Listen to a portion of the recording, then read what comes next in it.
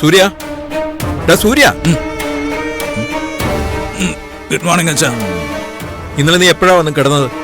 എനിക്കറിയില്ല, ഞാൻ എവിടെയാണെന്ന് ഇപ്പതേ അച്ഛൻ വിളിച്ചപ്പോഴാണ് എനിക്ക് മനസ്സിലായത്. നന്ദിനി എവിടെ? അയാള് പതിവ് പോലെ അടുക്കളയിൽ ഉണ്ടാവും. ഇന്നലെ ഇവിടെ നടന്ന കാര്യങ്ങൾ എന്താണെന്ന് നിനക്ക് വല്ല ധാരണയുണ്ടോ? ഇന്നലെ നീ ആ പെൺകുട്ടിയെ പറയാവുന്നതൊക്കെ പറഞ്ഞല്ലോ, അവമാനിക്കാവുന്ന അത്രയും അവമാനിച്ചല്ലോ. അവൾക്ക് എന്താ സംഭവിച്ചതെന്ന് നിനക്കറിയൂ?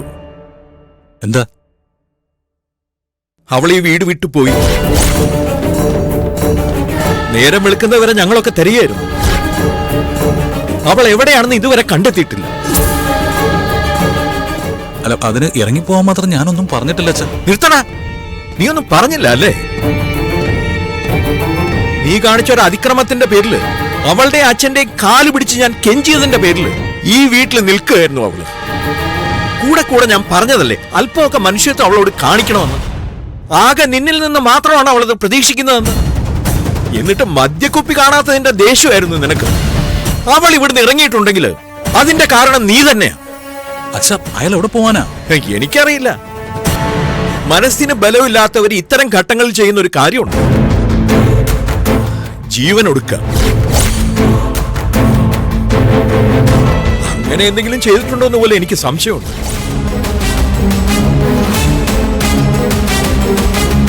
അങ്ങനെ സംഭവിച്ചാൽ പോലും നിനക്കൊന്നും തോന്നില്ല.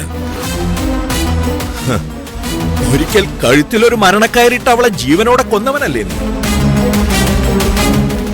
അച്ഛാ, കാണാതായിരിക്കുന്നത് നിന്റെ ഇഷ്ടത്തിന് നീ താലി കെട്ടിയ പെണ്ണ. അവളെ കണ്ടുപിടിക്കാനുള്ള ഉത്തരവാദിത്വം നിനക്കുണ്ട്. പാഴാക്കി കളയുന്ന ജീവിതത്തിൽ അങ്ങനെയെങ്കിലും ഒരു നന്മ ചെയ്യടാ.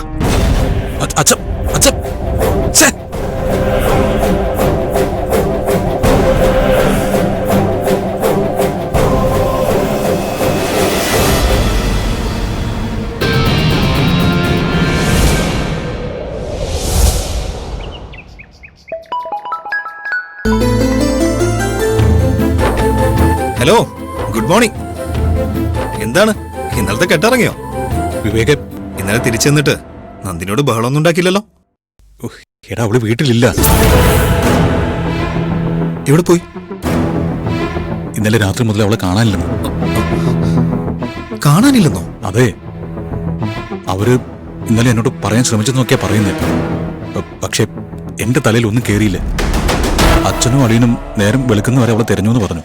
നീ എന്തായി പറയുന്നേ? എടാ, കാര്യങ്ങളൊക്കെ പ്രശ്നത്തിലാവുമല്ലോ. എടാ, എനിക്ക് ഒരു ഐഡിയയും കിട്ടുന്നില്ല. അയാളെ എങ്ങനെയെങ്കിലും കണ്ടുപിടിക്കണം. എടാ, ഞാൻ പെട്ടെന്ന് റെഡിയാവാം, നീ ഇറങ്ങിക്കോ. എടാ, അയാൾക്ക് ഇവിടെ ഒന്നും ഒരു പരിചയമില്ല. എവിടാന്ന് വെച്ച് അന്വേഷിക്കുന്നേ? എടാ, നന്ദിനിയെ കുഴപ്പമൊന്നും ഉണ്ടാവില്ല. എങ്ങനെയെങ്കിലും നമുക്ക് കണ്ടുപിടിക്കാം. ഓക്കേടാ, ഞാൻ ഇറങ്ങാം.